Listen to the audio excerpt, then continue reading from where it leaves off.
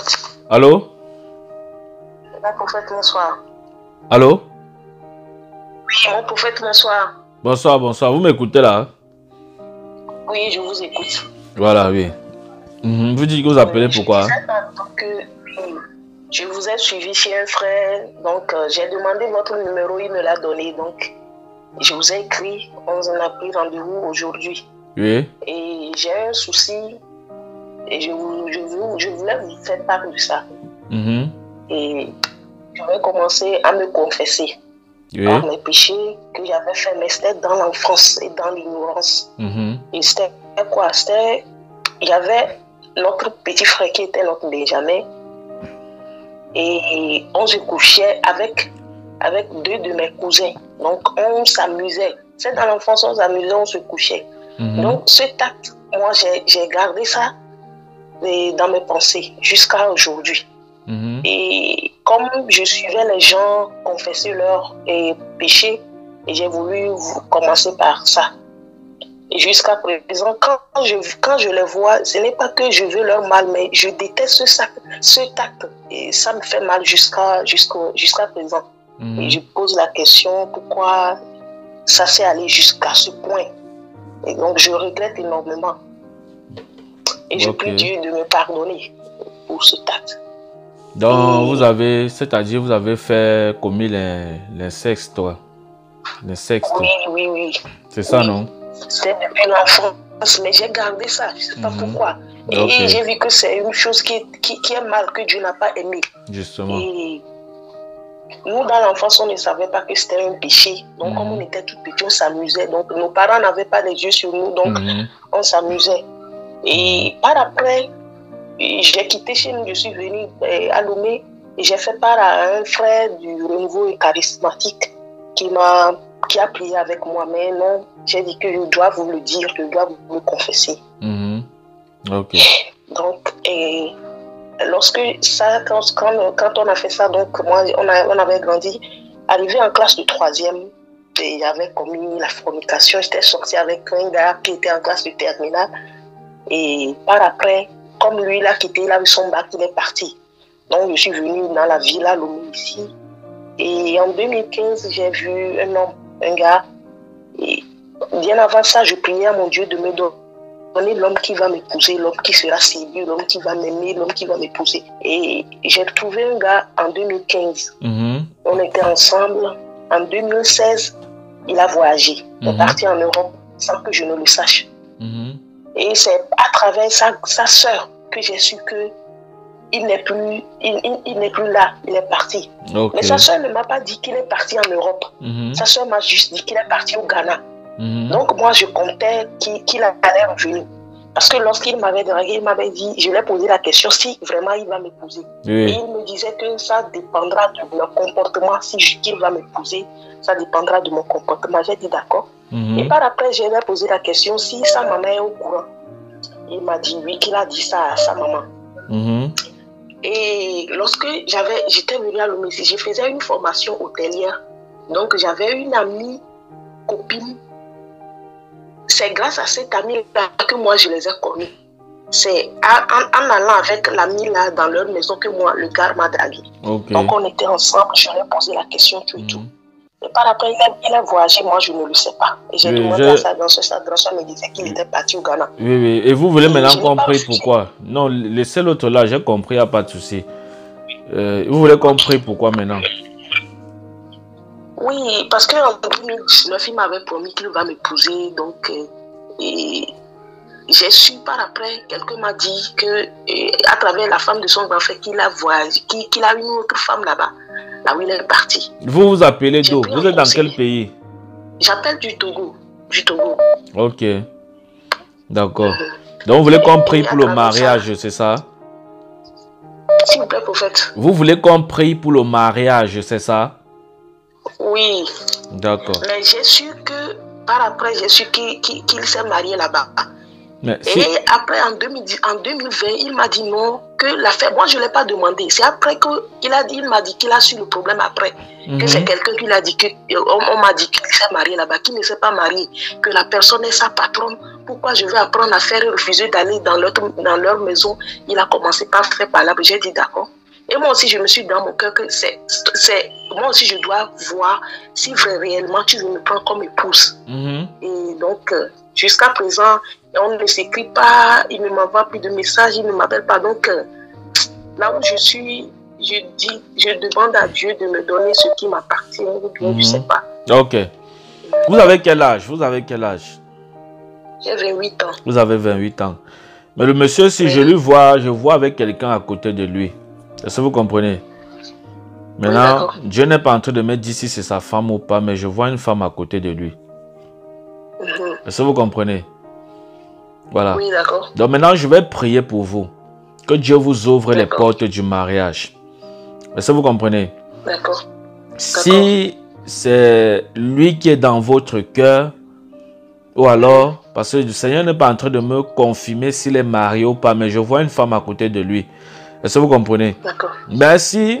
Je vais prier avec vous. Mais si c'est qu'il n'est pas marié, il va venir vous épouser. Et que c'est son souhait. En fait, parce qu'on ne peut pas forcer quelqu'un aussi à épouser quelqu'un. Vous comprenez un peu? Donc, si c'est vraiment vous qui êtes dans son cœur, il va venir vous épouser.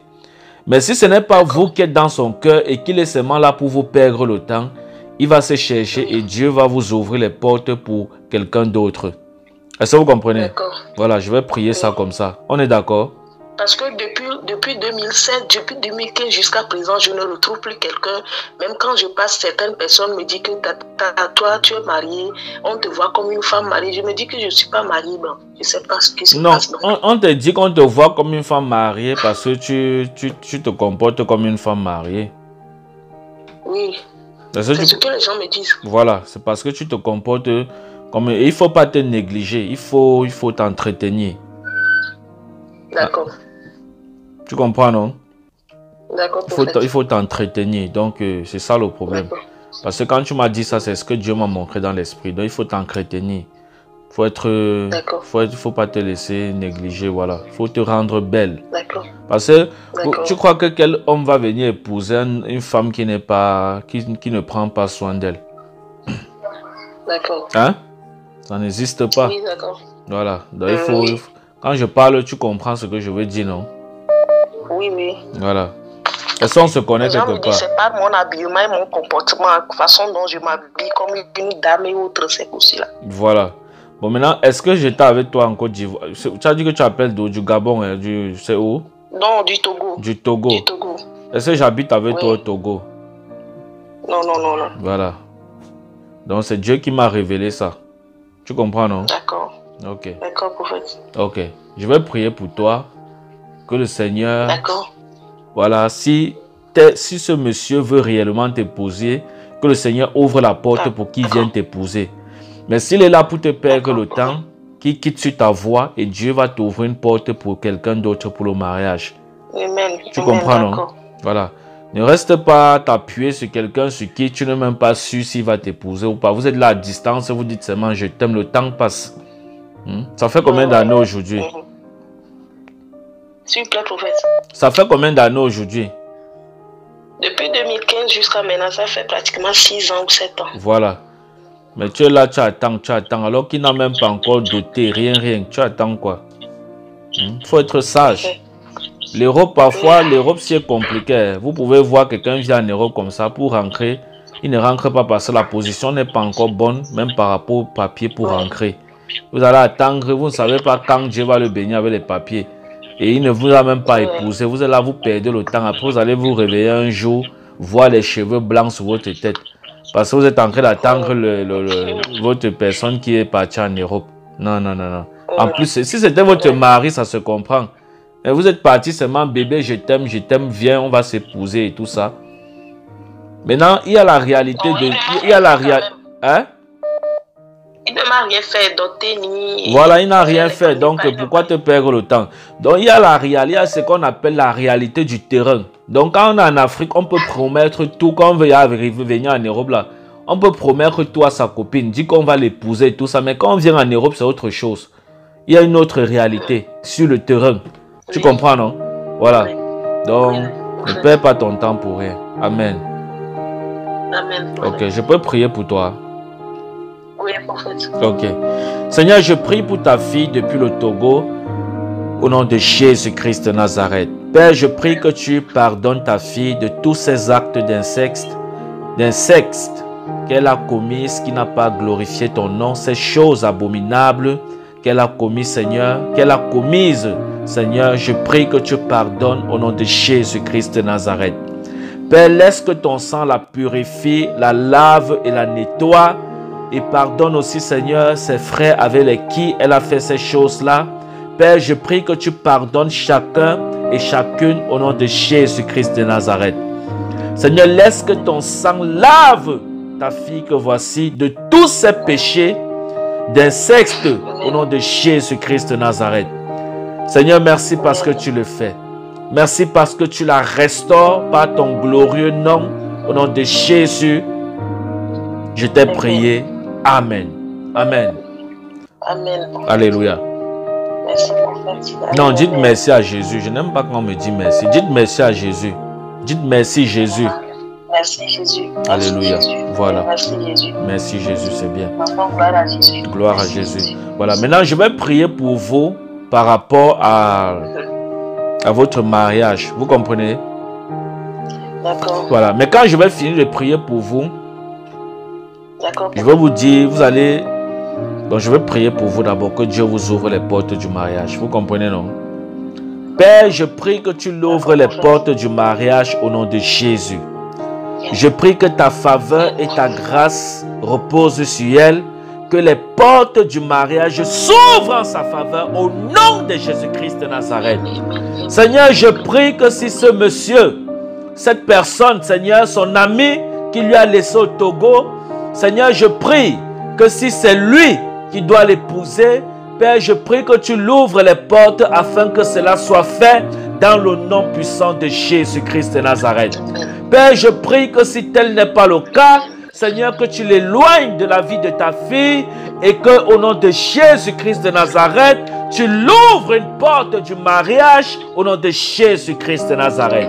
Seigneur, je prie qu'il en soit ainsi. Par le nom puissant de Jésus.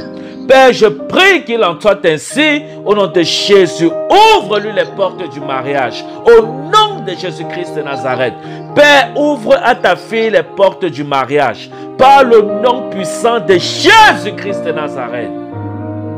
Merci Seigneur Jésus parce que tu le fais. À toi l'honneur et la gloire. Au nom de Jésus, je t'ai prié. Amen. Amen. Amen. Alléluia. Amen. Merci Seigneur. Gloire à Jésus. Que Merci, Dieu vous bénisse. Hein. Gloire à Jésus. Amen.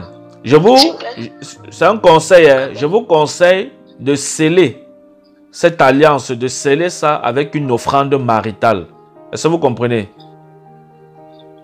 Vous comprenez? D'accord. Oui, je vous conseille de le faire. Oui, prophète, je n'ai pas bien saisi ce que vous avez dit. Oui, j'ai dit, je vous conseille de sceller ça avec une offrande maritale. Une offrande maritale. Une offrande maritale. D'accord. Est-ce que vous comprenez? C'est un conseil. Hein? D'accord. Voilà, c'est un conseil. Oui. Voilà. S'il vous plaît, prophète, comment on le fait ça? Si vous voulez, je vais vous envoyer les coordonnées. Voilà, les coordonnées du ministère pour le faire. Vous comprenez? Oui, s'il vous plaît, envoyez-moi ça, donc je vais voir. D'accord. Dès que vous allez faire ça, vous filmez juste le reçu, vous m'envoyez et je vais encore prier avec vous pour ça. Pour recommander l'offrande maritale entre les mains de Dieu. Je recommande ça à Dieu. Vous comprenez, non? D'accord, merci, prophète. Que Dieu vous bénisse. Seigneur. Bye. Amen, merci Seigneur. Bye, merci Seigneur. Ok.